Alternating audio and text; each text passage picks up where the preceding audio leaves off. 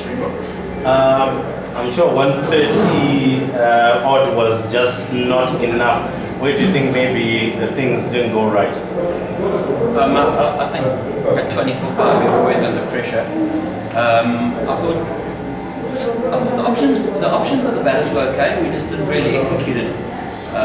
We want to try and play positive cricket, and sometimes getting out to when you're trying to look positive can look careless sometimes. But I just thought, I think besides Craig Irvin, the rest were just execution. We just didn't get that right today. But we're always going to be under pressure at 24-5. I thought the partnership between Rosner and Bill was good for us, was promising for us. So that was I guess that's a positive we can take out of today, but 100% is not enough on that surface. When you look at the fact that I think when Bill went out, do you think that at that point you felt the 170 odd that would be defendable was out the window? Yeah, look, I mean, we would have been happy with, I think 150 would have given us half a chance, but I thought as long as Ros and Bill were going, there was an opportunity to get something that might have been a little bit more competitive. But to be honest, I think we put ourselves under pressure from very, very early on, just because I thought that, as I said, it was nice and positive, and that's how we want to play. That's the style we want to play.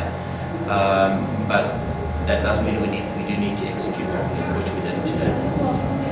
All right, you keep talking about that 25.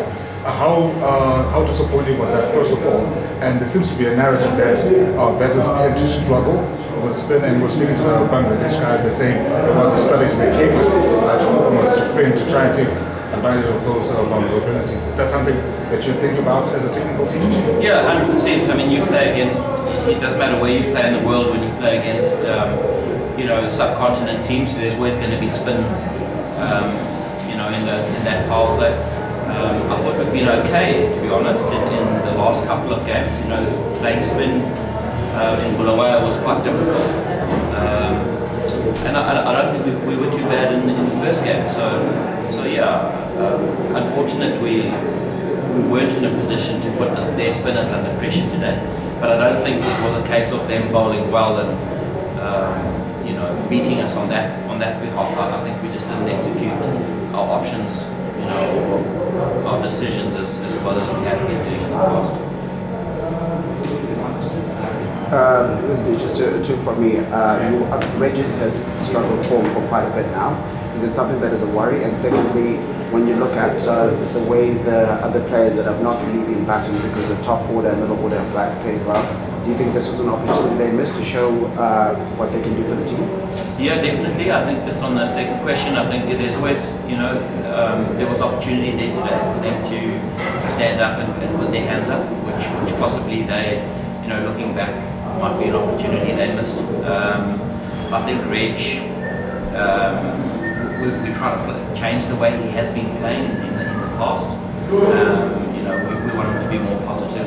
I think you saw glimpses of that in Bulawayo. Hasn't really come off as much as we would have liked in these last two games, but Reg he's a seriously quality and talented player. So I think he's at the moment he's work in progress in terms of the balance that he wants to achieve and how he's going to bat and how hard he's going to go in the power play. And I think 6 overs of Reg in a power play, we'll have 60. So it is a concern. I mean, we all want to get him back on the road and back scoring lots of runs as soon as we can. But I think he's got that quality and that talent that it's important that we be patient with him as well. Okay, that's true. Is it not also a little bit of a challenge how we're maybe not able to switch our modes? Because I do understand you're talking about positive cricket, but surely at the point where we got to 10 for 3, at some point maybe we needed to go into a shell a bit before we come out, much like what Raza was able to do, get his eye in and then was able to do a little bit more. Yeah, look, I think we as a team, or me as a batting coach, was going to stay away from going into our shells. Just because we're 10 for 3 doesn't mean we're going to be 15 for 4, he could also be 100 for 3. And I think for us as a batting unit, we need to look on the brighter side rather than, let's consolidate and put 130 on the board when you're going to lose anyway. I think there's enough talent in that batting lineup to continue to be positive, and positive doesn't mean run down the wicket and hit every ball for 6. But just dead batting balls back up the wicket for us is not an option anymore. So we're challenging the players to be able to rotate the strike and get 7 runs and over without having to take a risk. That's the challenge we want to bring, because if we're not doing that, other teams are doing that. We want to play in a World Cup. We're going to have to find a way to recover from 10 for 3 if we find ourselves there. We can't just play, of course we're 10 for 3. We're going to be 120 and we're going to lose the game. We're trying to stay away from that. As a coach, I'm trying to challenge the boys that just because we're 10 for 3, that doesn't mean we're going to be 40 for 5 because the other 3 got out. So we are going to be positive. That's just how we play. And if you look around the world, that's how a lot of other teams play as well. So yeah, when you don't get it right, it can look ugly and it can look, we should have, we could have, we might have. But as I mentioned earlier, in those last 10 overs, I think we scored 9 runs and over from 24-5. So that shows what we can do. Just patting the ball back and going into our shots is a swear word, really.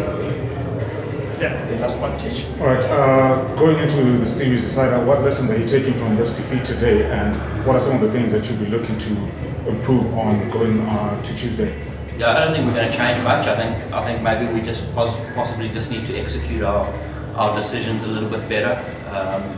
But I don't think there's nothing really to change. It's a good surface, and we saw if we bat well, we can score in excess of 180, 200. So that kind of needs to be the benchmark. And not everybody's going to get in and score runs. I think Raz has been playing well.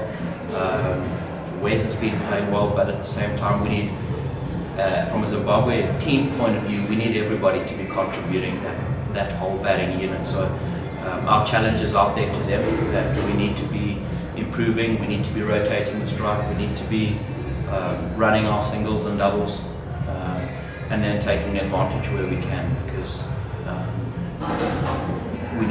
we want to change the way we've been playing, or the way we've been batting for a long time. So that's the challenge that we've put out there, and it's been good so far. I really do. We had a bit of a wobble today, but there's just so many positives that have come up in the last couple of weeks that I think it's for me it's more important to be focusing on that and building players up rather than changing too much when there's a little bit of a wobble like there was today. But when you are trying to be positive and trying to encourage players to come out of their shell, sometimes it can look ugly, but I think at the end of the day we need to continue being positive and continue putting teams like Bangladesh, Afghanistan, Ireland, Scotland, we need to be starting to putting those teams away. So we continue to keep our foot on the pedal. For more updates, subscribe to our YouTube channel and click on the bell icon. Follow us on Facebook and Instagram. Don't forget to like, comment and share. Visit tsports.com.